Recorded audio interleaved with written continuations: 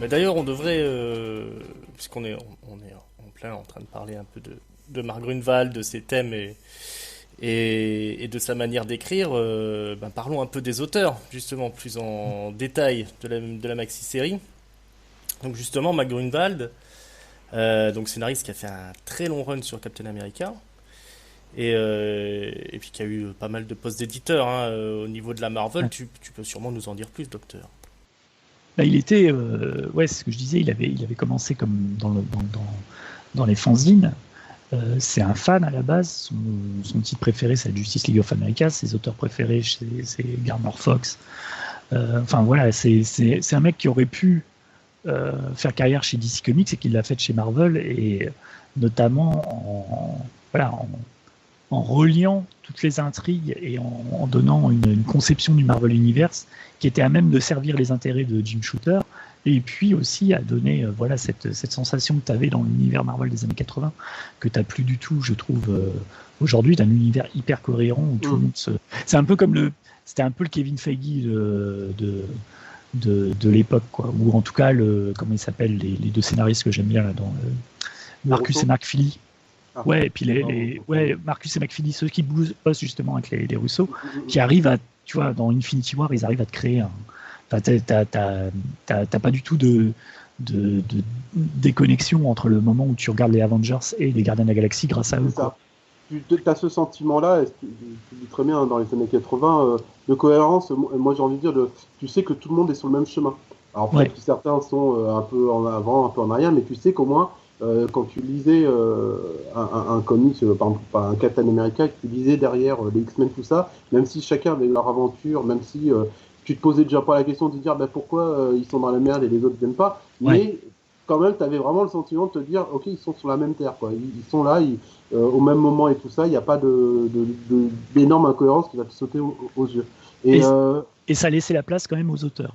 Voilà. Tu vois, t'avais quand même le Daredevil de Miller, le Thor de Simonson, le Fantastic Four de John Byrne, ça avait quand même du comics d'auteur, mais dans un ensemble bien tenu, quoi. Grunwald, il est aussi en France. Pour moi, en fait, je l'ai connu sans savoir que c'était lui. Il a compté énormément, j'ai envie de dire justement pour ma connaissance et peut-être même mon amour de l'univers Marvel. C'est aussi lui qui a fait tout le, tu citais tout à l'heure, le Marvel Universe, c'est-à-dire les fiches de chaque personnage, avec leurs caractéristiques, taille, poids, âge pour certains, et puis toute leur histoire. On lisait ça, nous, c'était dans le Strange Special Origin, mais c'est un boulot d'archive de malade, et ça a permis justement d'avoir quelque chose d'une base solide, quelque chose de une bible sur laquelle tu peux te poser et partir où c'est que tu veux à ce moment-là. Ça, c'était incroyable ce qu'il a fait. Quand tu relis ces fiches, moi je les relis de temps en temps, là, c'est quand tu lis les pouvoirs, surtout. La façon dont il te raconte les pouvoirs, en fait, c'est de la poésie, quoi. Et t'as qu'une envie, une fois que tu as lu le paragraphe sur les pouvoirs, c'est de te dire comment est-ce que je peux utiliser le perso. Tu vois, et c'était relié à la même époque. Tu avais Secret Wars, qui était en fait une mini-série à la base pour vendre des jouets Mattel avec les persos. Mais quand on jouait avec les persos, avec les jouets Marvel, tu savais ce que les personnages pouvaient faire, pouvaient pas faire, quelles étaient leurs forces, quelles étaient leurs faiblesses. Il y avait des gammes de puissance, et ça c'était. Il te ferait ça aujourd'hui, d'ailleurs ça existe, mais ça c'est des bases pour des cartes de jeu, tu sais, style Magic, même les cartes Pokémon et tout. Déjà lui il te faisait ça. D'ailleurs à mon avis, j'en ai jamais vraiment vu moi personnellement, mais j'ai un peu comme ça, je dirais que il se base un peu sur l'idée des cartes de joueurs de baseball de l'époque, j'imagine. Ça peut peut-être venir de là. En tout cas, il a déjà posé, il t'aidait à structurer l'univers de Marvel dans ta tête, tu vois. pour des lecteurs, enfin peut-être, je ne veux pas dire comme moi, mais toi, pour des lecteurs qui vont prendre Special Strange, à une époque, on s'en foutait de nous de se dire, bah c'est pas le Strange numéro 1, c'est le 394, et hop, je le prends comme ça, et si je te lis une aventure d'il y a 10 ans, et puis une aventure d'il y a 2 mois, et tout ça, lui, il m'a aidé à structurer tout le truc, quoi. Ouais. Et ça, c'est vraiment super fort. Et il te structure ça, non pas, et ce que tu disais, non pas d'une manière sèche et un peu encyclopédique, mais en apportant de la poésie là-dedans, quoi. Ah, moi, ouais. Il n'était pas tout seul à le faire. Il y avait aussi Peter Sanderson, il y avait Elliot Brown qui faisait toutes les maquettes là, tous les plans des immeubles, les plans du Lasso Khan de Daredevil, le plan du Baxter. Ouais. C'était excellent. Il est incroyable cet ouvrage. Hein. Faudrait que. Et ce que j'adore, c'est que avec c'est que comment dire, les règles sont aussi établies sur la façon dont les fiches étaient rédigées. C'est-à-dire que le dessin du personnage, quand tu regardes l'album là qu'ils ont sorti du Roundbook, ils ont publié les mémos que faisait Mark Grunwald pour expliquer comment dessiner un personnage pour le Roundbook. Oh là là. Donc il fallait que ce soit de face, il fallait que le personnage soit debout, qu'il ne soit pas en action, que tu vois, il y a toute une manière de présenter le perso, et puis il te montrait des extraits, voilà, de dessins pour te dire ça il faut le faire, ça il faut pas le faire. Et tout était ancré par Joe Rubinstein de façon à ce qu'il y ait une espèce d'homogénie en fait sur quel que soit le dessinateur qui dessinait le personnage, il y ait quand même ce sentiment d'univers. Et tu avais ça parachevé avec les couvertures qui étaient des couvertures doubles et que tu pouvais mettre les unes après à côté des autres. Et tu sais, la scène dans Endgame, dans Avengers Endgame, quand tu as tous les super-héros Marvel qui foncent en fait de la gauche vers la droite de l'écran, pour moi ça m'a rappelé directement la couverture que faisait John Byrne, où tu avais tous les personnages Marvel qui couraient dans la même direction, quoi. Et c'était symbolique, tu vois, tous les personnages courent vers le même mais tout le monde va dans la même direction, quoi. Tout le monde Exactement. Après, en dessin, et je pense que c'est ça qui, enfin pour moi, c'est peut-être une des explications que l'Escadron Suprême n'a pas la reconnaissance peut-être d'un Watchmen, c'est qu'il y a eu plusieurs dessinateurs. Ouais. Et alors on a Bob Hall au début. Ouais. Il a commencé chez Charlton, Bob Hall, comme Roger Stern et John Byrne. Et c'était un spécialiste ils l'ont mis beaucoup sur les comics de groupe. Je pense que c'est pour ça qu'ils lui ont filé la mini-série au départ. C'est qu'il avait fait Avengers West Coast. Il a commencé chez Marvel avec les Champions. Et il avait dessiné Avengers West Coast et un autre comics de groupe, mais le nom... Il a dessiné aussi les Avengers. Il a dessiné des épisodes... de la côte ouest. Ouais. Non, des deux. Il a fait la première mini-série sur les West Coast de Roger Stern, et il a dessiné aussi des épisodes avec quand Vision veut dominer le monde. Ah. Et j'aime beaucoup, moi, Bob Hall. Et je sais que j'avais lu également que John Byrne avait été envisagé. Oui, ça c'est John Byrne, c'est lui qui a designé certains des nouveaux costumes, parce que comme tu l'expliquais dans le premier numéro, tous les anciens costumes de l'Escadron Suprême sont en lambeaux, sauf celui de Hyperion, ce qui est aussi symbolique. C'est le seul qui est encore clean, parce que c'est le seul qui n'était pas sous contrôle de l'Overmind. T'as plein de trucs un peu symboliques dans la série. Et à la fin de l'épisode, ils ont tous des nouveaux costumes. Et les costumes, je crois que la plupart étaient redesignés par John Byrne. Et il y a des super costumes. Moi, le costume de Weezer, je trouve vraiment... je trouve que ça pourrait être des super costumes pour justement les mecs de la Ligue de Justice, quoi. Weezer, tu le changes en rouge et jaune et tu peux avoir un super costume de Flash, quoi. Ouais, totalement. En plus, j'aime bien les espèces de lunettes là qu'ils ont mis. Les lunettes, je trouve ça super. Ouais. C'est, ça pose, c'est les petits détails qui... D'ailleurs, tu vois Tom Pouce, quand il mettait le flashback où tu le voyais au début, le costume qu'il avait, et tu te dis, on dirait Robin des Bois, mais en petit, tu sais. Ouais. et tu vois le costume qu'il a après. Ouais, fonctionnel. l'archer d'or aussi, il est pourri son costume. Ah là là, oui. Et quand il est en archer noir, il a un des meilleurs costumes Ça, c'est avec l'espèce de bandana là, avec la flèche sur le. Nighthawk, son costume il est magnifique. Ouais, Nighthawk, ouais. Ah là là, il pète quoi. C'est avec les ailes derrière, la cape, tout. Enfin le. L'aigle bleu aussi est bien. Oui. L'aigle bleu. Ouais. Ah ouais, non mais. Une espèce de décalque de Angel, mais vraiment le choix des couleurs est pas mal aussi en fait. Tous les costumes. Exactement. Et donc ouais. J'allais dire ce qui est dommage parce que moi j'aime beaucoup son dessin. Comme tu dis, au niveau il sait placer tous les équipiers. Enfin, je trouve, t'as pas, et puis c'est super bien tous les dessiner. Et puis, il s'en va. Alors moi, je sais pas s'il y a eu une explication. Pourquoi il aurait j'ai pas trouvé d'explication. Je pense que peut-être les deadlines. Peut-être. Parce que tu sens que vers la fin de ces épisodes, il est un peu. C'est un peu short. Tu le sens un petit peu. Hein, et du coup, il est remplacé. Alors, je crois qu'il y a Buscema qui vient pour un double épisode, je crois, ou un seul. Ouais. Non, pour un seul, c'est ça. Ouais, c'est John Buscema et Jackson Goose aux finitions.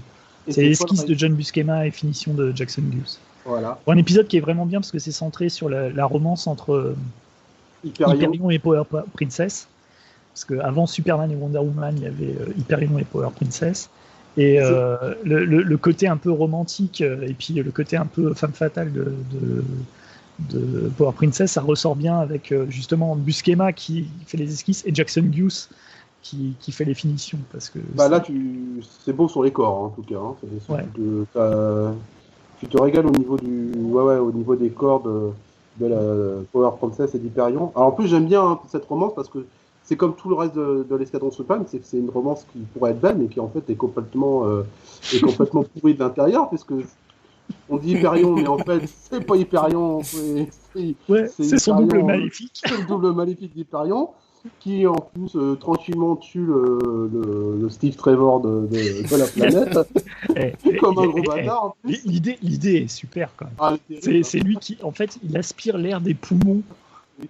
Parce que en fait, il faut expliquer qu'elle est mariée à une espèce de Steve Trevor, mais qui est donc un Steve Trevor qui a 80 ans, puisqu'ils se connaissent depuis la Seconde Guerre mondiale. Il garde l'idée, s'il était toujours avec elle, Steve Trevor. Il s'appelle Howard, je sais plus comment, et en gros, il est, mais à l'inverse des héros de DC Comics, des héros du Golden Age qui sont, tu vois, Jay Garrick, il a juste les tempes un peu grises et puis il continue à être hyper actif.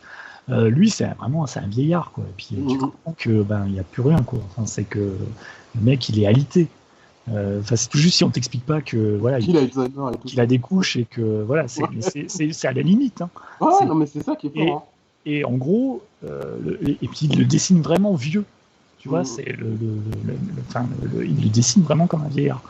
Et en fait, le truc, c'est que Hyperion, il vient la nuit, puis il aspire l'air des poumons. Il fait ses attaques cardiaques. Moi, ce que j'adore avec ça. C'est pas drôle, mais. non, mais c'est horrible. Ouais. Et moi, ce que j'adore, là où tu dis, mais c'est. Enfin, Grunwald, c'est quand même un peu un enfoiré, quoi. Parce qu'en fait, c'est monté de manière où Hyperion découvre donc le compagnon de Power Princess. Il est super étonné. Il va se coucher. Le lendemain, il fait putain, c'est quoi ce bordel? Le mec, Power Princess arrive avec son mari, il meurt, ok. Ouais. Et puis Hyperion se dit bon allez, je vais me balader un peu, et puis il s'envole et tout. Et c'est là que tu vois dans un phylactère, bon, je pense pas qu'ils trouveront que c'est moi qui l'ai tué en me tirant en l'air. C'est-à-dire que tu vois pas la mort du truc, c'est juste lui qui te le balance contre la poire et le fromage, quoi. Mais il est non, mais ce que j'aime bien en fait, c'est que l'épisode se finit où en fait tu les vois en train de s'embrasser juste à côté du lac et ils disent en gros c'est 48 heures après que le.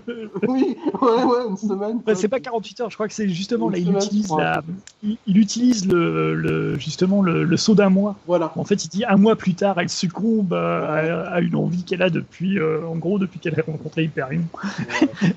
C'est. Ah non, mais c'est en effet c'est ça. Voilà, c'est. Et c'est pareil, c'est symbolique parce qu'après, tu as le combat.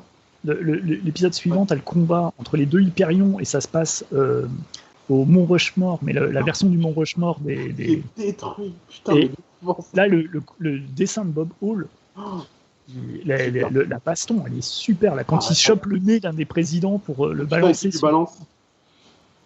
Ah, ça, j'ai adoré.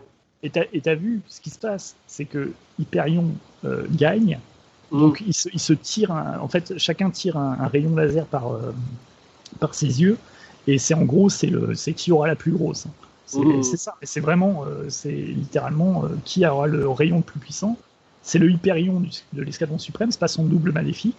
Et son double maléfique, en fait, il fond. Il fond dans les bras de Power Princess, quoi. Et ce qui est intéressant, c'est que Hyperion, il a une blessure. Le Hyperion du Squadron Suprême a une blessure à la fin du combat, c'est qu'il est aveugle. Et ça aussi, c'est symbolique. C'est-à-dire que le mec, il est aveugle, mais même littéralement, quoi. Il est aveugle à ce qui se passe depuis qu'il a enclenché ce programme d'utopie, mais il est aussi aveugle littéralement à la fin de la série. Puis surtout dans la dernière, il a des espèces de lunettes qui sont assez cool là, qui lui permettent de voir, de remplacer ses nerfs optiques qui ont été brûlés. Mais dans le dernier épisode, ce qui est pas mal, c'est qu'à un moment donné, il perd ses lunettes et en fait, il est sur le champ de bataille et il est aveugle. Et c'est un truc, c'est limite du Kurosawa, quoi. Tu vois, la bataille de fin, on n'en a pas parlé, mais la bataille de fin entre les deux équipes de l'escadron et des renégats, c'est un des combats les plus violents que j'ai pu lire dans un comics de super-héros, et c'est violent d'une façon sèche. C'est pas violent comme t'as chez Mark Millar ou chez Warren Ellis, tu sais, avec les têtes qui explosent et les trucs où ça devient tellement énorme que t'es désensibilisé par rapport au truc. Là, c'est vraiment, quand t'as l'aigle bleu qui fout un coup de massue sur la nuque de l'archer, et que tu vois en fait que tu as la cervelle de l'archer qui sort de son masque et tout, c'est glauque, quoi. C'est assez terrible. Je voulais juste dire aussi par rapport à Hyperion, pour terminer sur cet épisode, tu dis, en effet, il devient aveugle après ce combat. Il est aussi en retrait, hein, je trouve, après. Hein.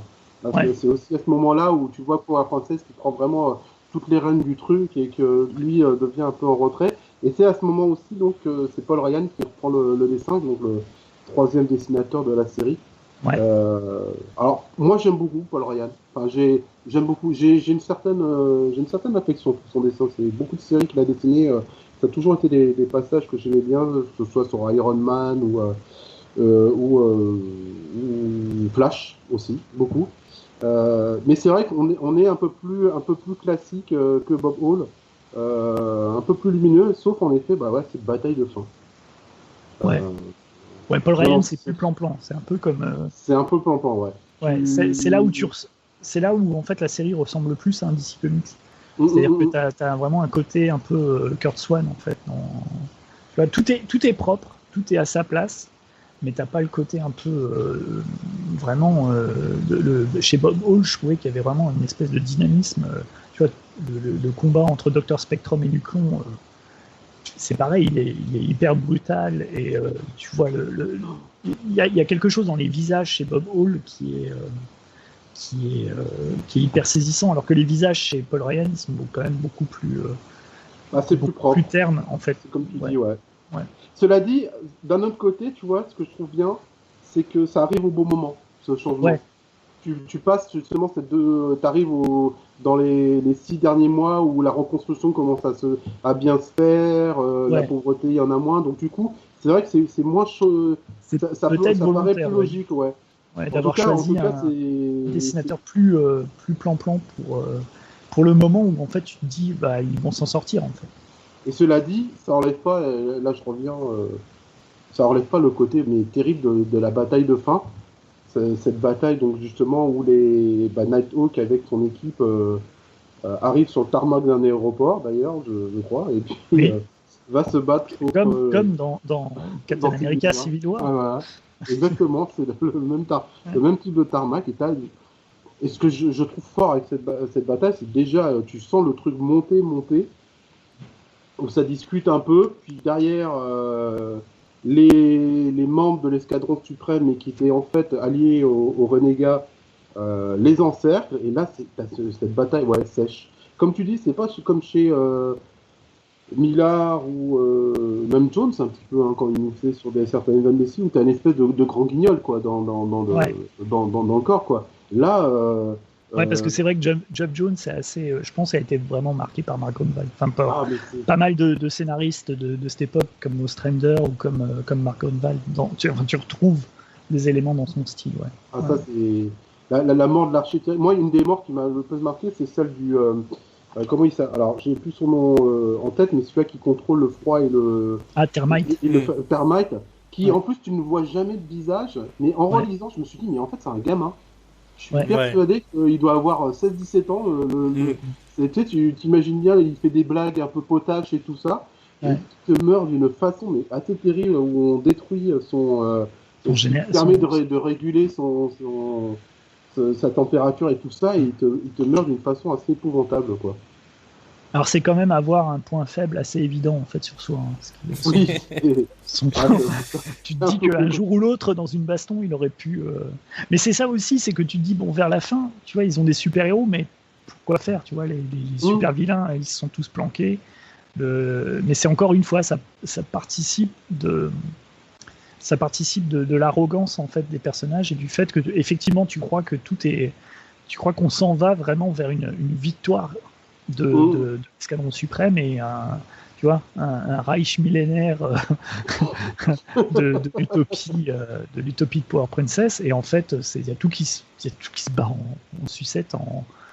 Est-ce que tu te dis aussi que la bataille n'a pas duré, je crois qu'il le dit à un moment donné que ça n'a pas duré, ça a dû durer même pas 1 heure, tu vois. Oui. En 1 heure il y a tout qui s'est écroulé, quoi. Ils ont perdu la moitié de leurs membres, parce que le body count de la bataille, je crois que t'as 7 personnages qui passent. Ouais.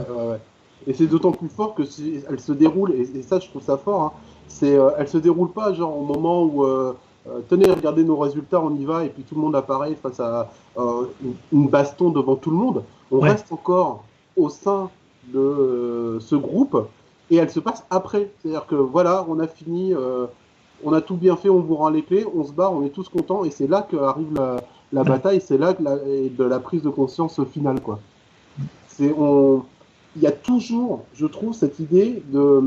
Même si on est dans un récit qui va parler de la Terre entière, en tout cas des États-Unis et de tout le monde, mais on va rester sur ce petit microcosme de super-héros, et ça appuie à la fois, justement, on fait un récit super-héroïque, et on appuie encore cette arrogance de tous ces personnages. Juste avant, dans l'avant-dernier épisode, je crois, t'as même Nighthawk qui est pour toi peut-être le personnage a priori le plus moral de toute la série, qui est contre dès le début. Même dans l'avant-dernier épisode, finalement, il fait le pacte avec le diable en utilisant la machine de conflit seulement. Ouais. Là, il n'y a pas un personnage qui sort il en a pas indemne du truc.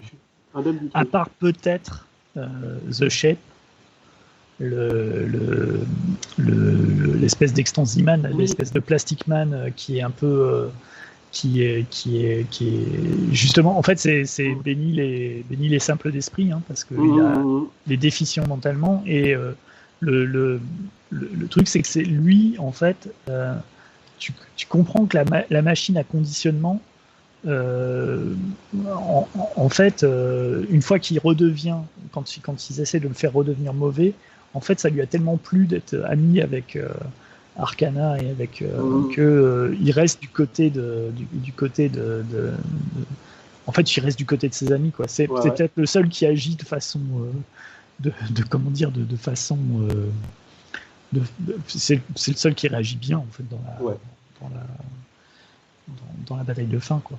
D'ailleurs c'est le... Mais c'est aussi là où en fait t'as un truc un peu à la Kurosawa, c'est-à-dire que c'est le fou qui tu vois, le fou qui survit à la bataille, en fait. C'est tout le monde a comment dire, c'est comme dans Ran, en fait. Tu vois, tout le monde a perdu, en fait, au final, et il y a plus qu'à devenir fou, en fait. Et au final, c'est lui que tu vois dans la dernière case. Lui et puis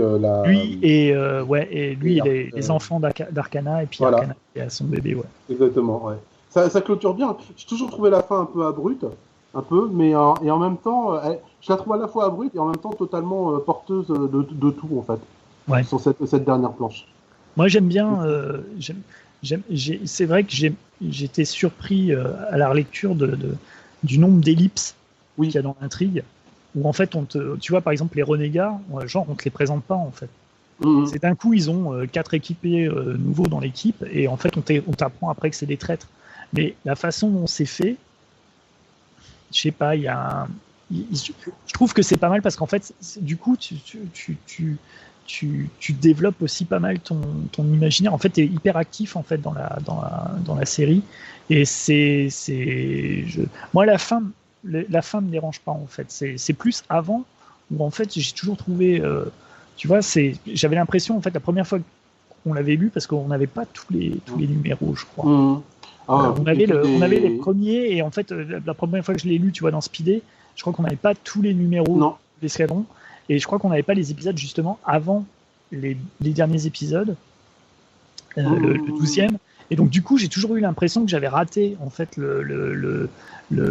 l'épisode où ils admettent les nouveaux membres, Redstone, Moonglow, Haywire, tout ça.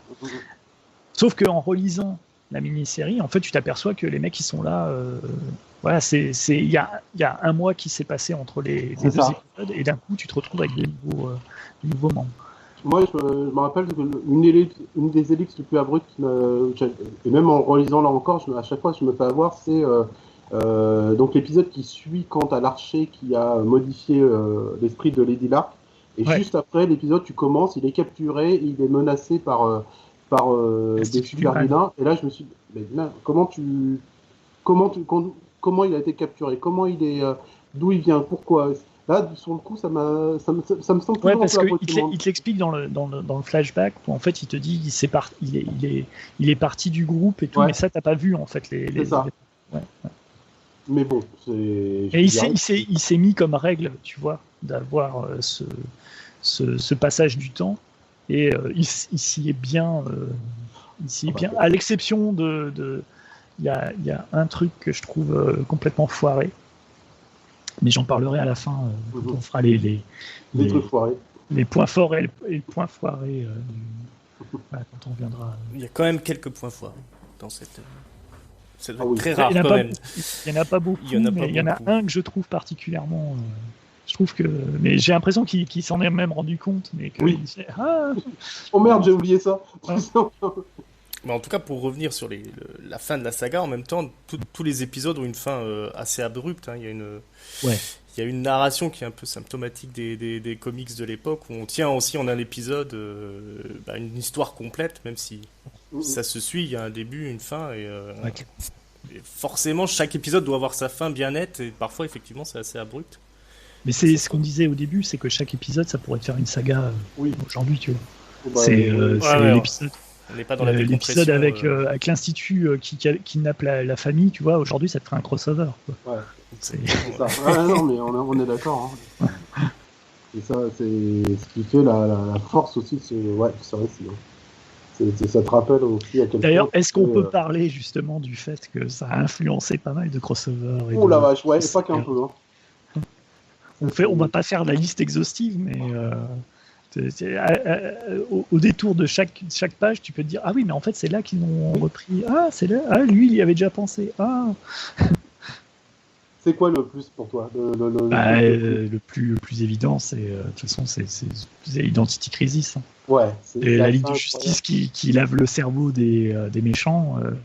Ça, et en plus, le point commun entre les deux, c'est que le responsable éditorial de Squadron Suprême, sur la fin, c'est Mike Carlin, et le responsable éditorial de Identity Crisis, c'est Mike Carlin. Donc, il a dû se rappeler Mike Carlin, c'était un des meilleurs amis de Mark Grunwald, donc c'est avec lui qu'ils ont notamment mis en place Amalgam, la fusion entre Marvel et DC au milieu des années 90.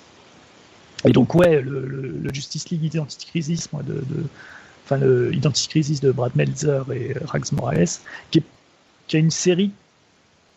J'aimerais bien s'il n'y avait pas un élément qui me chagrine beaucoup, qui est le viol de Sue-Dibny, que je trouve pas du tout utile en fait, qui est vraiment un point que j'aime pas du tout. Mais par contre,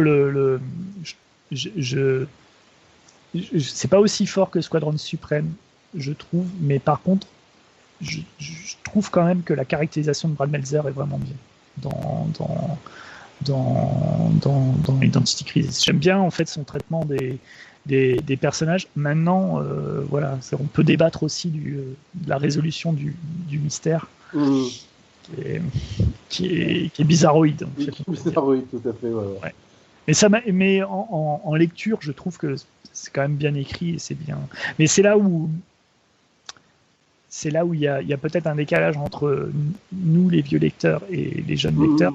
C'est que Identity Crisis je pense, est plus lisible pour des lecteurs actuels parce que c'est écrit comme une espèce de mini-série policière, comme tu en as à la télévision. Ça fait très oui, avec un Woodunit qui parcourt le truc. Alors que Squadron Suprême est plus écrit comme un comics Marvel de l'époque. Il y a un côté beaucoup plus comics dans Squadron Suprême. Mais je trouve que Squadron Suprême va beaucoup plus loin et en fait se prend pas les pieds dans son. Ça raconte quelque chose. Pour moi, Squadron Suprême à la fin raconte quelque chose, alors que Identity Crisis, c'est un peu problématique en fait en termes de ce que ça raconte. À part que effectivement, être de la famille d'un super-héros, ça craint, quoi. mais voilà. Mais bon, il n'y a pas que ça. On a parlé de Hyperion et Power Princess, j'allais dire Power Girl, mais Power Princess et Hyperion, voilà, tu as la romance entre Superman et Wonder Woman 30 ans avant qu'ils la mettent, ou même dans Kingdom Come. Ouais. Kingdom Come, tu as Superman et Wonder Woman qui se mettent ensemble. Kingdom Come, Superman contre Batman. Le camp de Superman qui essaie d'imposer sa volonté contre le camp de. Mais ça, je crois que même Alex Ross s'en cache pas du tout, puisque Alex Ross a fait la couverture du recueil Squadron Supreme. Super, enfin, j'adore en plus. Ouais. Qu'est-ce qu'il y a d'autre ? Il y a. Alors moi, il y a Civil War, je pense que aussi Civil War, on peut reprendre. Ça, c'est assez. Et là, pour le coup, c'est typiquement ce que tu disais aussi tout à l'heure, c'est-à-dire que dans les 85, on faisait une mini-série de 12 épisodes. Et Civil War, on te fait ça aussi sur une année, mais on le fait avec 50 000 tie-in et tout ça, mais avec aussi une force. Moi, je compare souvent, quand on fait cette comparaison de Civil War, c'est la résolution de Squadron Supreme entre Nighthawk et Hyperion, avec toute cette baston hyper violente, et en même temps cette discussion vraiment entre les deux, et avec une force, vraiment une force où tu as Nighthawk, tu sens qu'au final, ce qui fait basculer Hyperion, c'est même pas tant les morts que vraiment les mots que Nighthawk est en train de lui balancer. Et dans Civil War, c'est des larmes, c'est tire-larmes, quoi. C'est avec le mec, retournez-vous à cause de vous, regardez ce que vous avez fait. Ah ouais, en fait, on a merdé. Je veux pas être hyper négatif, mais moi j'ai toujours trouvé ça nul la fin de Civil War. Je trouve que ça, c'est pourtant c'est pareil, il y a plein de qualités dans la mini-série. Parce que c'est en termes de mini-série crossover, c'est quand même quelque chose qui, quand tu connais pas par exemple les personnages, t'arrives vraiment bien à ça c'est incroyable. Mais c'est pareil, le final ça débouche sur rien, comme ça débouche sur on a fait tomber des immeubles. En fait les mecs, vous faites ça depuis 1961 quoi. Donc, voilà, c'est comme si ça voulait réinventer le truc. Et pourtant il y avait. C'est pareil, il y a les bonnes idées, mais ça aurait dû finir. Pour moi, Civil War, le Marvel, ça aurait dû finir vraiment sur le. C'est ce qu'ils ont fait après. C'est pour ça que c'est bien, mais là, sur le Captain America qui se fait abattre. Voilà, tout à fait sur ce que Brubaker faisait sur lui-même, sur son fils. Et d'ailleurs, c'est. Alors moi, ça m'a fait penser aussi. Quand j'ai relu Squadron Supreme, ça m'a fait penser. Alors à un run de Thor, mais que j'ai découvert récemment pour le. C'est celui-là de Dan Jurgens. Oui. Donc le Thor après le retour des héros suite à Onslaught. Et alors, il est un peu divisé en deux, c'est un énorme run, je crois qu'il fait 4 ou 5 ans de mémoire, comme ça. Il est un peu divisé en deux, il y a toute la première partie avec Thor qui essaie de retrouver un peu où sont devenus tout Asgard, où c'est qu'ils ont disparu, avec cette double identité qu'on lui donne un nouveau alter ego qui est un fermier. Et puis il y a cette deuxième partie que là vraiment pour le coup moi j'ai découvert il y a un an à peu près, où en fait Odin meurt, Thor devient le dirigeant d'Asgard, et puis pareil, il y a cette montée tout doucement, voilà, subtile, une puissance, ouais. et où Thor décide d'amener Asgard au-dessus de New York, Ouais. et décide de dire bon bah nous on est les dieux et on va vous apporter on va changer le monde et on va et ça merde totalement, où Thor devient c'est l'ennemi public numéro 1. Ah mais c'est assez terrible, et puis en plus là il va loin, puisque carrément tu bascules dans le futur en se disant bah voilà 10 ans 15 ans après toute la population vit avec la peur des dieux et tout, et puis Thor il se croit vraiment dans le bon droit en disant moi j'ai souffert et puis maintenant je vais empêcher cette souffrance, Ouais. et c'est là où on retrouve, je trouve, dans ce run là, toute cette partie là, ce sentiment d'arrogance totale d'être à super pouvoir, déconnecté de la réalité et qui pense pouvoir apporter le meilleur aux gens. Ouais, et ça c'est assez incroyable. Ouais, vraiment c'est un super run, et pour moi ça m'a fait penser aussi à Miracle Man, en fait, le run oui. de Danger Guns. Moi c'était un peu c'est un peu comme s'il avait fait le run de Miracle Man, mais en partant de la fin de Miracle Man, quoi, du Golden Age, quoi, quand Miracle Man décide, voilà, il vient de battre Kid Miracle Man, et en fait les 2 derniers épisodes, là, celui où tu apprends qu'ils ont modifié toute la société, et c'est c'est un bon c'est un très bon run. Et donc le mois suivant, ce qui est rigolo, la fin de cette maxi-série Squadron Suprême, il y a aussi un autre chef-d'œuvre des comics qui sort, c'est Watchmen, qui va marquer son époque, et plus que son époque, les décennies à venir. Quel comparatif on peut faire entre ces 2 œuvres? Wow. Non, mais ouais, c'est vrai que c'est étrange que les 2 mini-séries. D'ailleurs, si je me souviens bien, dans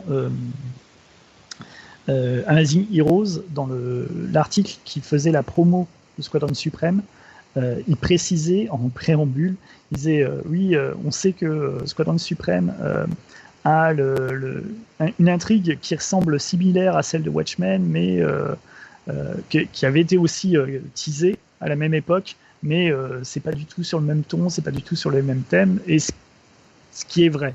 Ouais, ce qui est vrai en soi. Alors, la question qu'on peut se poser, c'est, une fois qu'on a dit ça, c'est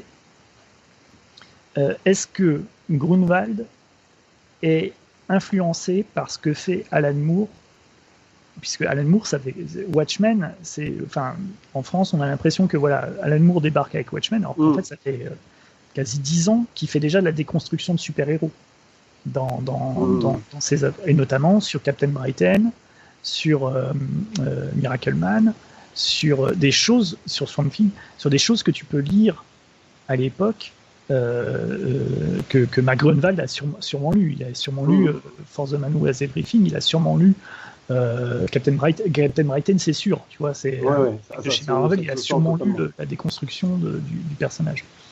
Donc, je pense qu'il y a cette comment dire, ce zeitgeist, tu vois, ce moment là dans le temps, où Grunwald sent déjà que le super-héros classique est en train d'être déboulonné. On parlait de la Ligue de Justice, tu vois, qui n'existe plus telle qu'il l'a connue. C'est-à-dire la Ligue de Justice façon satellite, elle n'existe plus. Donc sa Ligue de Justice, tu vois, son groupe favori n'existe plus. Et tu as cette expression, tu sais, américaine pour les scénaristes, kill your darlings, et tuer vos amours. En fait, pour être un bon scénariste, en fait, il faut que pour un bon écrivain, il faut que tu tues tes chouchous, quoi.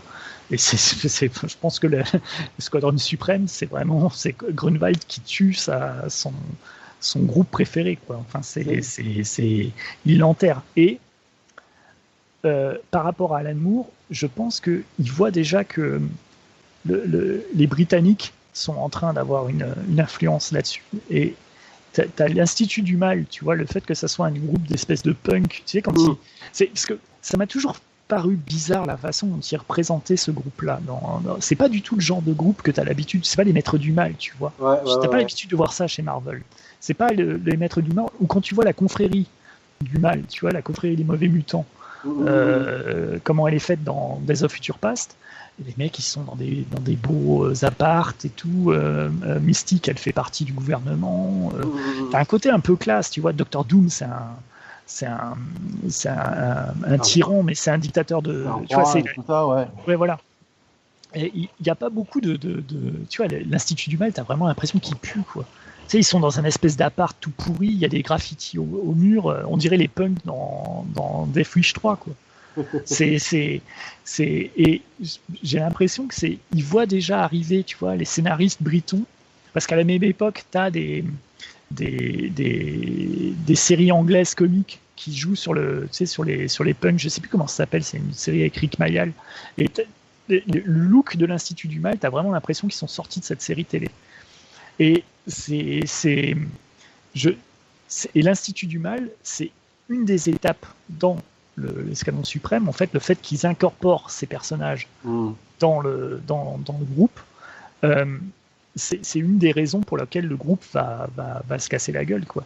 Donc est-ce qu'ils voient justement l'invasion des scénaristes britanniques comme un peu une espèce de maladie, tu vois, qui va prendre le pas sur les super-héros américains? Est-ce qu'ils le sentent déjà, en fait? Est-ce qu'ils sentent déjà ça arriver? Et ça, c'est quelque chose qui m'intrigue, et j'aurais pas de réponse, tu vois, claire et nette, mais j'ai l'impression qu'ils sentent quelque chose arriver. Tu vois, la vague punk la vague punk, elle déboulonne toutes les icônes. Pourquoi les icônes de super-héros ne passeraient pas aussi par cette... Et c'est ce qui va se passer avec Watchmen. Parce que Watchmen, qu'est-ce qu'il fait? Alan Moore, c'est qu'il prend les archétypes de super-héros, c'est-à-dire le super-héros patriotique, le vigilante, le mec surpuissant, et à chaque fois il te met la version la plus crade et la plus cinglée possible, quoi. C'est la grosse distinction aussi entre Squadron Suprême et Watchmen, c'est que dans Squadron Suprême, c'est des héros classiques, c'est des super-héros classiques, et ils ont des bonnes intentions, alors que dans Watchmen, ils sont tous fralés, et et c'est pas vraiment ça a l'apparence de super-héros classiques, mais c'est plus des incarnations d'une certaine idée du super-héros. C'est une incarnation, et puis c'est vraiment, tu te places dans à un moment qui se passe après, tu vois. J'aurais toujours du mal à bien définir, et en même temps, c'est ce qui définit en plus la sensation que j'ai eue quand j'ai lu pour la première fois Watchmen, c'est-à-dire où je m'attendais à quelque chose de classique, peut-être l'Escadron Suprême pour le coup, et que j'ai eu l'impression en ouvrant et en défilant les pages de me dire, mais je suis où, quoi? Où je suis quand?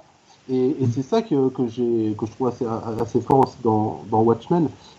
Pour rebondir aussi un truc tu disais sur Grunwald, sur cette époque 85-86, c'est bouillonnant. Et en effet, il problème que Grunwald, dans la position où il voyait ces choses-là. Et c'est marrant ce que tu dis sur détruire tes idoles, parce qu'au final, qu'est-ce que l'Escadron Suprême? C'est sa version, c'est peut-être son épisode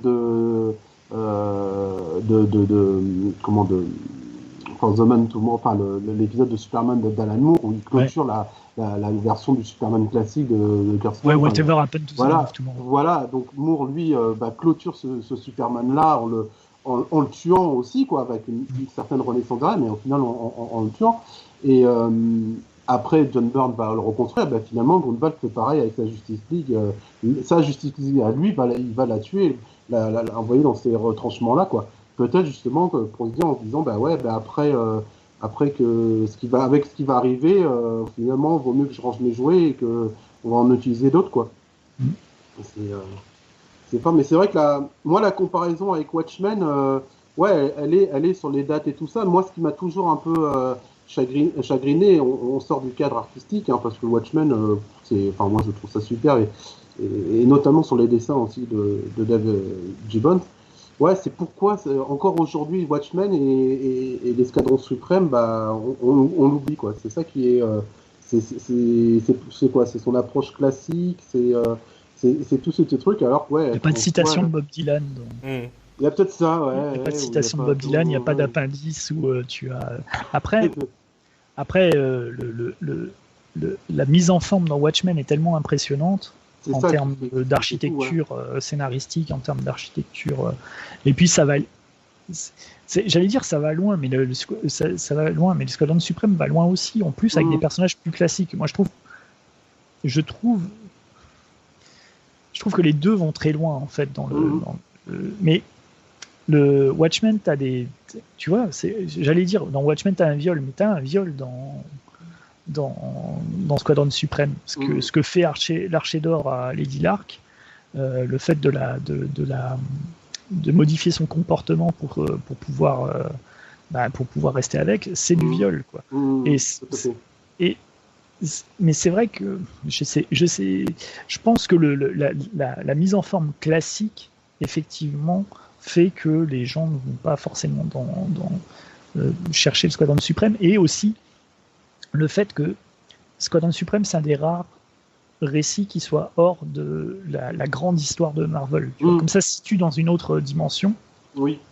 Même si on est en parallèle du véritable univers Marvel, c'est quand même un récit qui est à part. Alors que la force de l'univers Marvel en comics, ça a toujours été de 1961 jusqu'au, on va dire, milieu des années 90, ce n'est qu'une grande histoire. Après, ça a été un peu le bordel au niveau de la continuité, mais plus ou moins, en fait, même aujourd'hui, tu n'es que sur une grande histoire. Tu n'as pas eu de reboot de l'univers, en fait.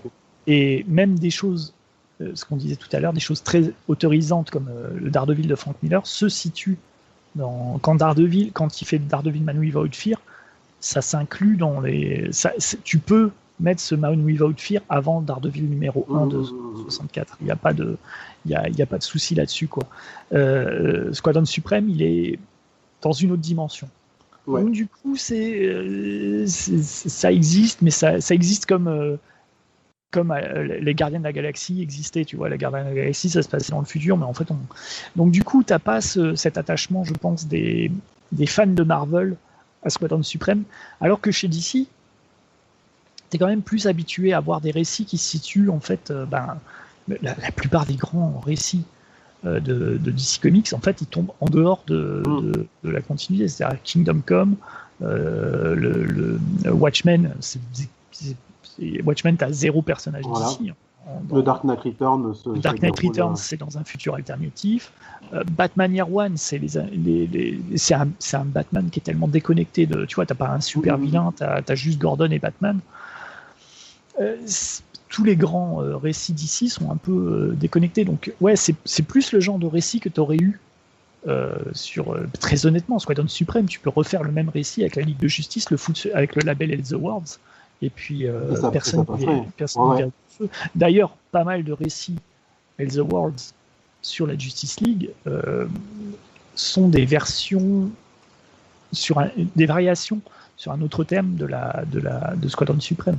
Où tu imagines que la Ligue de Justice est soit fascisante, soit des résistants, soit, tu vois, t'as une justice, là, il n'y a pas longtemps.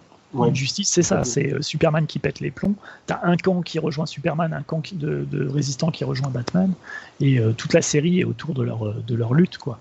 C'est vrai que là, par exemple, on peut dire, pour ceux qui auraient envie, en fait, de lire Squadron Suprême, et qui, par exemple, aiment Injustice, si vous aimez Injustice, je pense que Squadron Suprême, ça devrait vous plaire, parce que imaginez simplement à la place de Hyperion, Nighthawk, Weezer et Dr Spectrum, Green Lantern, Flash, Superman et Batman, et vous avez franchement...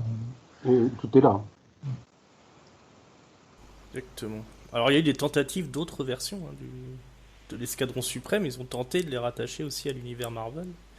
Ouais. On a eu assez récemment Supreme Power, qui était écrit par Straczynski, je crois, si je dis pas de bêtises, avec Gary Frank au dessin. Ouais.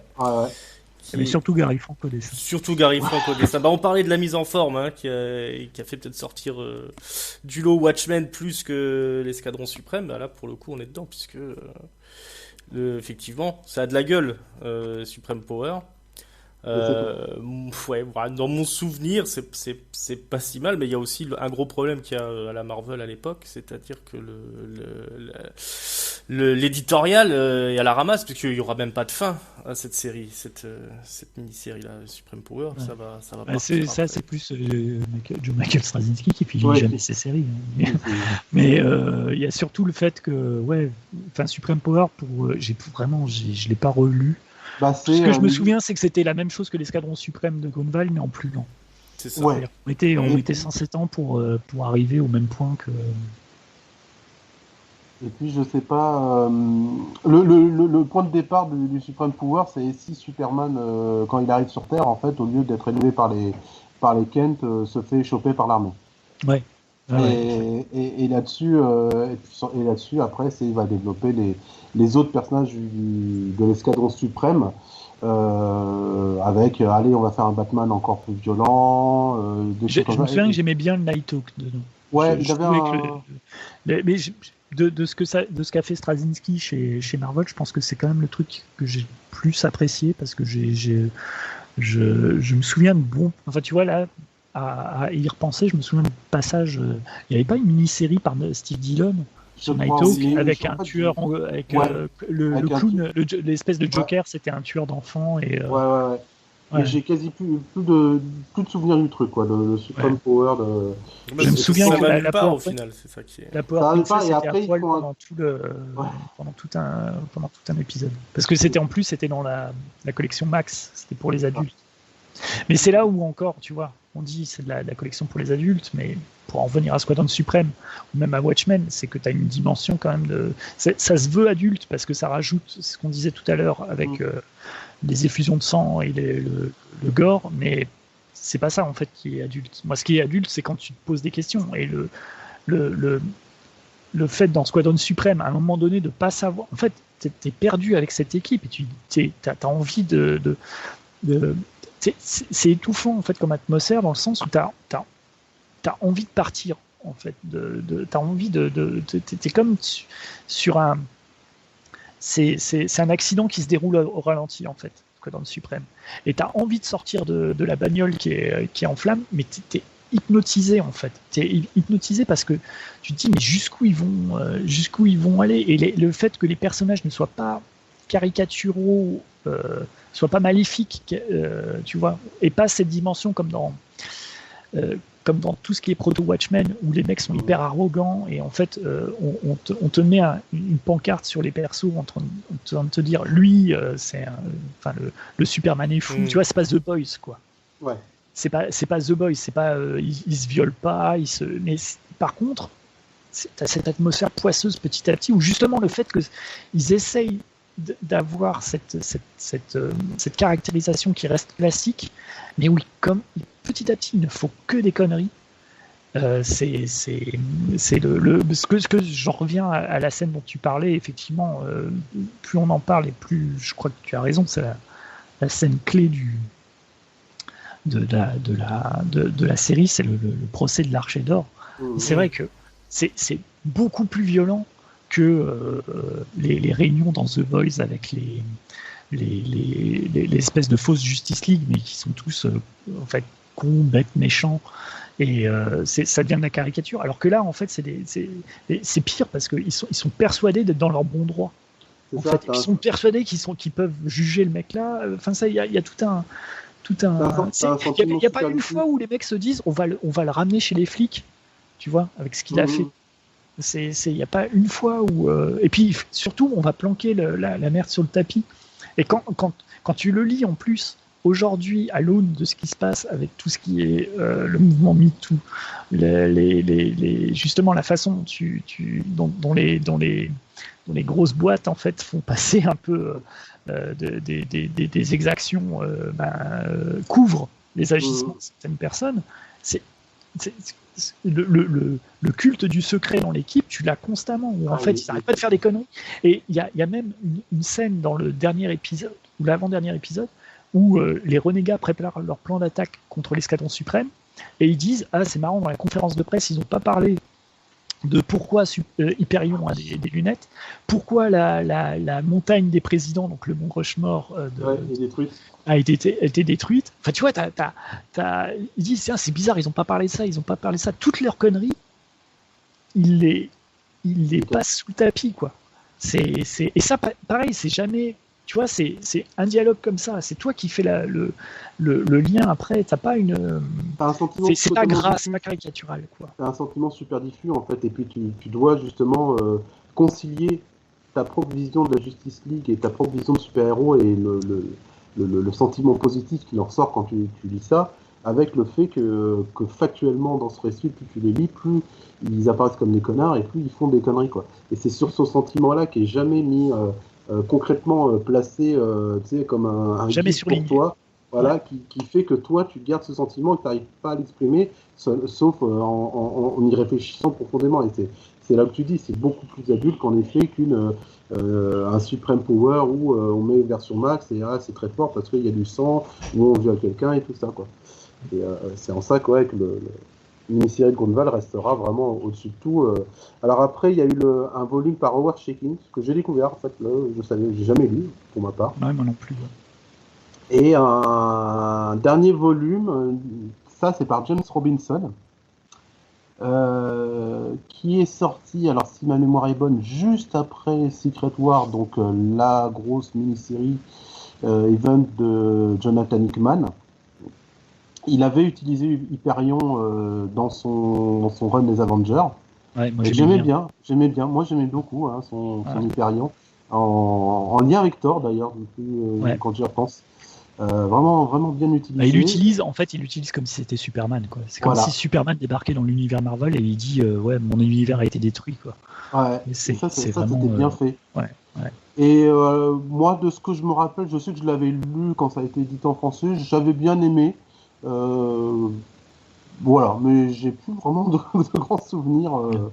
J'ai vu qu'il y avait aussi une mini-série sur l'Escadron Sinistre, donc la version maléfique de l'Escadron Suprême, qui est en fait la première apparition de l'Escadron Suprême, c'est l'Escadron Sinistre dans les Vengeurs de Roy Thomas. Mmh. Et c'est fait par Mark Guggenheim et Carlos Pacheco. Mais ça, je sais pas du tout ce que ça vaut, je l'ai pas lu. Ouais. À voir. Il y a eu aussi un graphic novel qui a suivi la première maxi-série, qui raconte la fin de l'univers justement de l'Escadron Suprême. Ouais, enfin, c'est pas vraiment la fin. On pense que en fait, les héros pensent que l'univers est détruit, mais en fait, ils sont survivants. En fait, ça devient les derniers survivants En fait, ils pensent qu'ils sont les derniers survivants de leur univers, mais l'univers a été sauvé in extremis. En gros, c'est comme si Mark Grunwald et Paul Ryan faisaient Crisis, donc la série où le mur d'antimatière détruit les univers parallèles de DC Comics, mais en 48 pages, quoi. Et ça se situe 24 heures après la fin de Squadron Suprême, donc tu te dis, putain, les mecs, non seulement ils se sont pris une dégelée, mais en plus 24 heures plus tard, ou 48 heures plus tard, leur monde est menacé de destruction. Et c'est menacé de destruction par un super vilain qui était que Mark Grunwald et Ralph Macchio avaient inventé dans le projet Pegasus, qui est cette espèce de créature d'antimatière, qui est un trou noir vivant. Et du coup, c'est pas mal comme graphic novel. C'est comment dire, tu peux lire quand même Squadron Suprême sans. Je trouve que c'est mieux de finir avec la fin de Squadron Suprême. Ouais, on est loin du niveau de la maxi-série quand même. C'est surtout une manière pour lui de ramener les personnages du Squadron Suprême dans l'univers Marvel, puisqu'après il va les réutiliser, je crois, dans Quasar. C'est ça, ils vont revenir tout doucement dans l'univers. On va les voir passer dans les Avengers de Busiek, dans Avengers Forever aussi, il me semble. Ouais, l'apparition j'étais super déçu dans les Avengers de Busiek. Parce que ils servent juste de punching ball. Alors c'est super beau parce que c'est Georges Pérez qui. Et puis à l'époque, ils pouvaient pas faire de Justice League contre Avengers, donc ils se sont défoulés pendant 2 épisodes. Mais sinon j'ai pas trop aimé. J'aime pas trop les scénars de Busiek dans cette période. Je trouve que c'est un peu. On était heureux à l'époque parce que c'était la fin d'Heroes Reborn. Non, mais c'est surtout Pérez qui faisait beaucoup aussi, ouais, c'est Pérez Pérez qui sauve tout. Voilà. qui était en Georges grande Pérez, forme. Louis soit son nom. C'est ça. Alors, je crois qu'ils faisaient partie aussi des Marvel Zombies, là. La tentative de Marvel un peu de s'accrocher à Walking Dead, là. Ouais. Par Kirkman, mais ça n'a pas grand intérêt non plus, ça. Mais revenons peut-être à la... revenir. Ouais. Pardon ? Je disais, puis a priori, ils reviennent donc avec Jason Aaron là, sur son run actuel des Avengers pour cet été. Pour ceux qui lisent encore les Avengers de Jason Aaron, je le salue bien fort. Voilà, si vous êtes motivés, eh ben ils vont revenir. Allez, on va conclure doucement l'émission en revenant un peu sur le moment fort et le moment qui craint de cette maxi-série. Alors allez-y, hein, je vous écoute pour qu'est-ce qui vous a le plus plu, qu'est-ce qui vous a marqué et puis qu'est-ce qui vous a dérangé dans cette œuvre magnifique. Je vais me répéter, donc je vais être très très vite parce que ce serait de la répétition, mais je reviens sur le 6e épisode, le procès de l'archer. Pour moi, c'est vraiment le moment le plus fort où tout est exposé, tout est posé, l'hypocrisie du truc, l'arrogance de la chose, les conflits. Je pense que c'est le moment clé de tout le truc et à la relecture, c'est assez incroyable, notamment le vote où tu les vois bien tous se séparer. Et puis, alors, pour une princesse qui est quand même la seule à dire, quitte à y aller à fond, autant y aller encore plus à fond, il sait pas bien ce que tu as fait, donc on va te le faire. Ok, bon, let's go. Ouais, ça, c'est mon moment fort. En plus de plein d'autres, mais bon. Moi, j'y ai réfléchi parce que quand on a préparé l'émission, j'avais pas de moment qui sortait plus parce que je trouve vraiment la série. C'est difficile dans une série comme ça qui a beaucoup de points hauts. Mais il y a celui qui m'avait vraiment marqué à l'époque quand on l'a lu dans Spidey, c'était la mort de Tom Pouce. Parce que la mort est dans une case à la fin, c'est comme la case noire. La case noire où il y a un texte où il dit Tom Pouce un mois plus tard, Tom Pouce est mort en tentant de chercher le remède contre le cancer. C'est Thomas Thompson dit Tom Pouce. Et c'est la case noire à la fin de l'épisode. En plus, c'est un épisode qui est fabuleux parce que c'est centré sur lui et sur le fait que il veut trouver un remède contre le cancer et il sait qu'il y en a un dans le futur. Et le seul moyen de l'avoir, c'est d'aller dans le futur et de le voler. Donc en fait, de transgresser une règle, une règle héroïque. Et comme lui-même est atteint d'un cancer, en fait, il se dit, perdu pour perdu. De toute façon, tu sens qu'il a déjà compris qu'ils avaient franchi toutes les limites possibles. Pourquoi pas en franchir encore une autre? Sauf que quand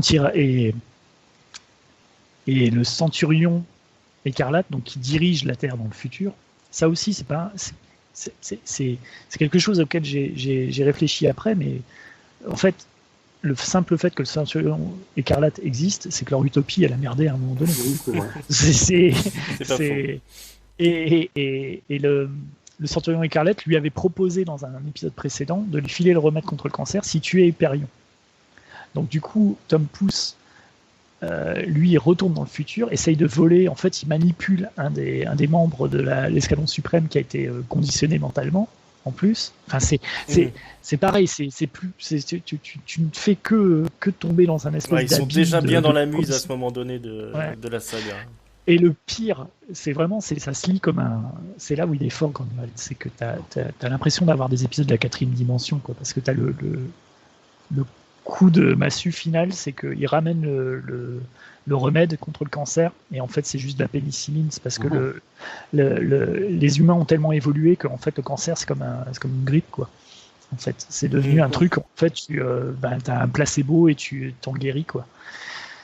Et ça te fait réfléchir à la mortalité, ça te fait réfléchir à la maladie, ça te fait réfléchir à puis la vie, en fait. Et puis qu'est-ce que tu vois, parce qu'en plus il a gâché la dernière, parce qu'il sait qu'il a plus qu'un mois à vivre. Donc en plus, il a gâché la plupart de son... Alors qu'il aurait pu résoudre d'autres problèmes. Mais de toute façon, c'est ce qu'on disait, ils sont tellement...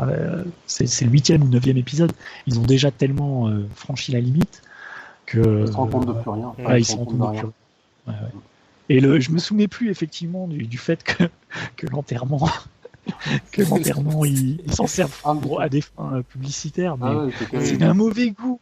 Mais c'est terrible. Mais c'est fabuleux. Cette série, elle est vraiment fabuleuse. Ah ouais, totalement. Et un moment qui craint, donc j'en parlais,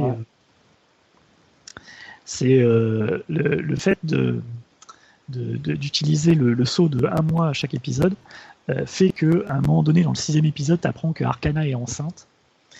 Et lorsque le combat final arrive, tu apprends que donc elle est en train de se battre, et puis à un moment donné, elle a un malaise, et en fait, tu t'aperçois parce qu'elle est toujours dessinée normalement, enfin normalement, je veux dire, elle est dessinée avec son physique habituel, et tu t'aperçois qu'elle cache son ventre enceinte avec un sort, elle cache le ventre qu'elle a, qui a un ventre elle est quasiment à terme, quoi. Elle a 9 mois de... Et j'ai l'impression que c'est Grunwald qui s'est dit putain, j'ai oublié qu'elle était enceinte. Et pendant 5 épisodes, on l'a vu toujours pimpante. Et c'est surtout que je dis ça parce que tu peux te dire oui, bon, elle a caché, mais t'as personne dans l'équipe, alors qu'ils vivent tous les uns sur les autres, hein, parce qu'ils vivent tous dans leur quartier. Il y a personne qui s'est dit à un moment donné ah mais Arcana, elle devrait pas être 9 mois. Et ça joue quand même. Je me dis, j'essaie de faire l'avocat du diable, mais je me dis quand même que ça participe aussi du fait que c'est vraiment tous des gros cons nombrilistes et qu'il n'y a pas un qui s'est dit, tu sais, ils se sont dit ah ouais c'est sympa, elle est enceinte, et qu'en fait personne prend de nouvelles de savoir si la grossesse se passe bien ou pas. Mais ça me paraît bizarre parce que elle est très liée on apprend qu'elle est très liée à Weezer. Tu vois, leur famille se voit un peu tout le temps et les familles sont pas traitées de façon. Tu vois, les familles sont mieux traitées que les héros. Et donc, les familles auraient dû quand même se remarquer. Au moins, la femme de Weezer aurait dû remarquer tiens, c'est bizarre, Arcana, elle est toujours mince, alors que. Donc je pense qu'il s'est aperçu en fait lui-même, tu vois, au 12e épisode, merde, j'avais dit qu'elle était enceinte. Parce que, comme la dernière page se finit sur l'accouchement d'Arcana, il avait cette idée en tête, il l'a fait au moment où il s'est dit, bon, là, normalement, c'est le moment où tu annonces que tu es enceinte, de façon à ce qu'elle puisse accoucher dans le 12e épisode. Et puis, entre-temps, il y avait tellement d'autres fils d'intrigue qu'il a complètement oublié. Puis, il a oublié de prévenir le dessinateur qu'en fait, essaye de la faire un peu plus... Et du coup, on va rajouter 2-3 bulles. Heureusement que je cache ma grossesse. Oui, voilà. Personne ne verra du feu. Ouais. Mais bon, c'est un petit moment qui craint sur vraiment une grande série. Quoi. C'est ça. Ouais. Toi, t'avais un autre moment qui craignait Pas vraiment. Moi, c'était plus... Mais on a abordé, pareil, les épisodes en question. Moi, c'est plus Hyperion 2, en fait. Alors, je suis à la fois... J'aime beaucoup l'épisode où il apparaît et où il fait tout ce qu'il fait dedans, mais en même temps, je trouve que ça représente le moment où on met Hyperion un peu en retrait par rapport à Power Princess, et j'ai toujours trouvé un peu ça dommage, ce retrait d'Hyperion après, quand il est aveugle et tout, par rapport à tout ce qu'il porte avant, ou tout ce qu'il symbolise comme chemin à ne pas prendre et tout ça. Voilà. Donc, moi, je peux juste dire un truc sur parce qu'on n'en a pas parlé, et en fait, j'aime bien cette petite référence, c'est qu'en fait, le moment où le Hyperion méchant prend la place du Hyperion gentil, c'est quand Hyperion veut empêcher un météorite de se cracher sur la Terre. Et en fait,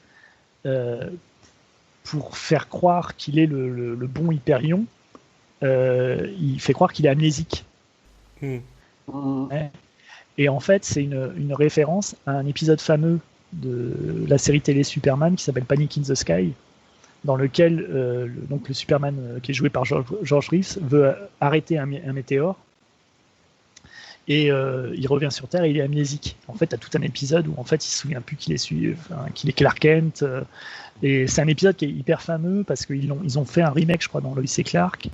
Il y a une autre saga qui s'appelle Panic in the Sky. Donc Grunwald a été quand même utilisé un ressort dramatique d'un épisode fameux de Superman dans l'apparition du Hyperion, du Hyperion maléfique. Ça, j'aime bien. J'aime bien aussi le fait que son méchant à Hyperion, et ça, c'est pas lui qui l'a inventé, je crois que c'est Roy Thomas, c'est Emile Burbank, c'est Master Menace. Oui. Et en fait, à la place de Lex Luthor qui est chauve, lui, il a trop de cheveux. à cause des radiations de... il a trop de cheveux, il a des poils qui partout. Il est barbe. Un grand personnage. Oui. Alors moi, si je dois donner quelque chose, je dirais que mon moment favori, enfin du moins le moment qui m'a le plus marqué, c'est la mort de Quagmire, qui meurt. Alors il est dans le coma et son pouvoir prend le pas sur lui, donc il crée cette force noire là qui prend le contrôle de, enfin pas le contrôle, mais qui envahit l'hôpital et les gens meurent noyés. Cette espèce de goudron. Voilà. Parce que y a absolument rien qu'il puisse faire, hormis le débrancher. Il y a le docteur Décibel qui est à côté de lui, qui reste, alors qu'il peut rien faire, mais il va en mourir, hein, il va se sacrifier aussi. Et tout ça à cause de leur machine à modifier le comportement qui lui a parce fait... qu'il ne peut pas tuer Quagmire, étant donné que c'est un... Donc c'est vraiment la somme totale de toutes les conneries qu'ils ont faites depuis le début qui se traduit par un événement où, voilà, en tant que lecteur, en plus, quand moi j'ai découvert ça quand même très petit, une séquence comme ça où vraiment personne ne peut rien faire et où tu as deux personnages principaux qui meurent sans possibilité de retour. Et puis hors champ. Hors champ, quasiment, oui. Quasiment hors champ. Voilà, tout ça, toujours avec cette narration très classique. Hein. Ça laisse des traces. Et puis en plus, la réaction je crois, en fait, c'est limite, en fait, ils s'en foutent. Ouais, ça les intéresse quand même très peu. Hein. Et, voilà, parce que c'est pas leur pote, en fait. Tu vois, c'est leur boy. C'est ça. C'est des esclaves. Qu'est-ce qu'ils ont encore foutu comme bordel? Il faut aller débrancher la prise. Bon, il n'y a pas trop le choix. Je crois que c'est Hyperion qui y va en traversant dans toutes ces séquences dans le noir, comme ça. Et après, il y a très peu quand même de moments qui craignent. Il y a la romance entre Tom Pouce et Guenon Hicks que je trouve un peu forcée, un peu pas très crédible, je trouve, mais sinon c'est rare, c'est vraiment un détail, quoi. Ouais. Je pense qu'il n'y a pas grand chose à jeter, hein, quand même, sur cette.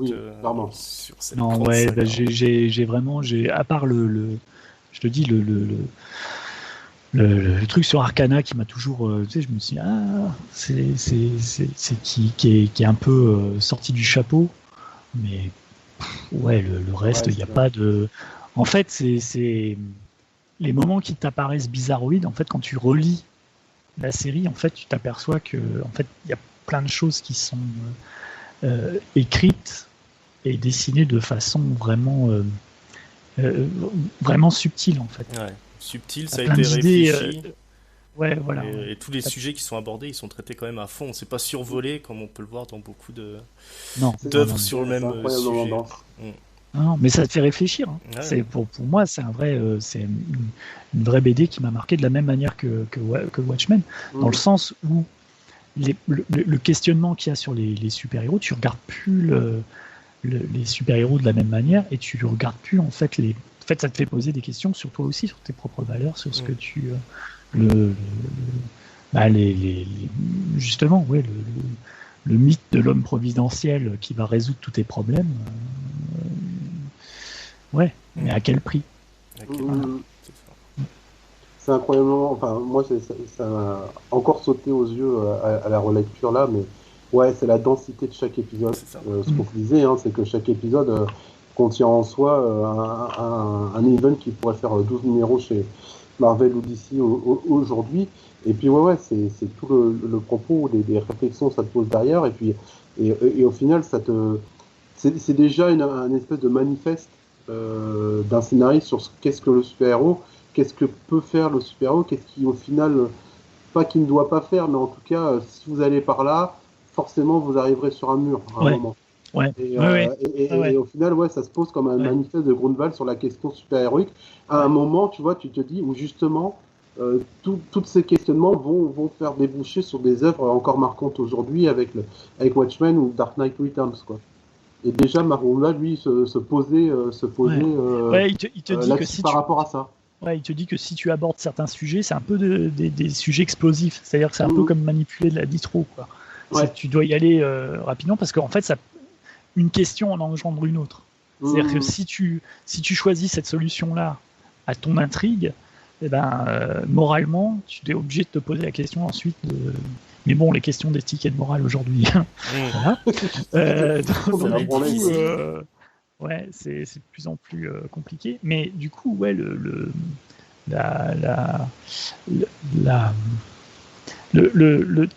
l'idée qu'il refuse tout absolutisme dans sa mini-série, moi, ça me plaît beaucoup, en fait. Mm. Bon, faut dire qu'il pouvait se le permettre parce que Twitter n'existait pas à l'époque. Donc on pouvait. Ah, on pouvait la dire série, elle se ferait massacrer aujourd'hui. Ah oui, c'est fort possible. Oui. Bon, en tout cas, vous l'aurez compris, c'est une œuvre qui a classé quasiment au même niveau que Watchmen ou Dark Knight ou Ah ouais, ces choses totalement. comme ça. Alors c'est effectivement en France, ça va être difficile à trouver à l'heure actuelle. Donc il faut. Les speedés doivent pas se trouver très cher. Ouais, je pense que vous pouvez avoir les speedés pour une bouchée de pain. 87 à 99. 87. En plus, vous aurez les 90. débuts de Factor X. C'est ça. Ils sont assez incroyables aussi. Voilà. La série qui a testé ma patience pendant des années. Pendant des années, je me suis dit à un moment donné, ça va être bien. Ça n'est jamais arrivé. C'était bien quand il y avait Peter David. C'est vrai. Et Ouais. Larry Stroman. Ouais. C'est une série. Moi, j'aimais bien la période Simonson. Moi, j'avoue, Louise et Walter dessus, il y a un côté sadomaso qui me plaît assez dedans. Ah, il faut Ah, aimer ça, souffrir, c'est- il faut aimer la déprime et il faut aimer... Faut aimer que ces personnages souffrent aussi. Voilà. Parce que Oui, ils se mangent, Mais le dessin de Walt Simonson fait beaucoup aussi. Hein. ouais, ça Parce c'est qu'il est en clair. grande forme quand même pendant une bonne partie du run. C'est en même temps, au même moment où il fait tort, et c'est vrai que Ouais. ça. Ça claque à ce niveau, ouais. Donc voilà, donc les speedés vous pouvez les trouver, je pense effectivement comme tu le dis, à pas trop cher. Sinon, apprenez l'anglais et puis apprenez l'anglais en lisant l'Escadron Suprême. Ça se trouve en hardcover, en trade paperback. Hein, il y a des très belles éditions Souple, Marvel, ouais. souples, voilà, ça reprend.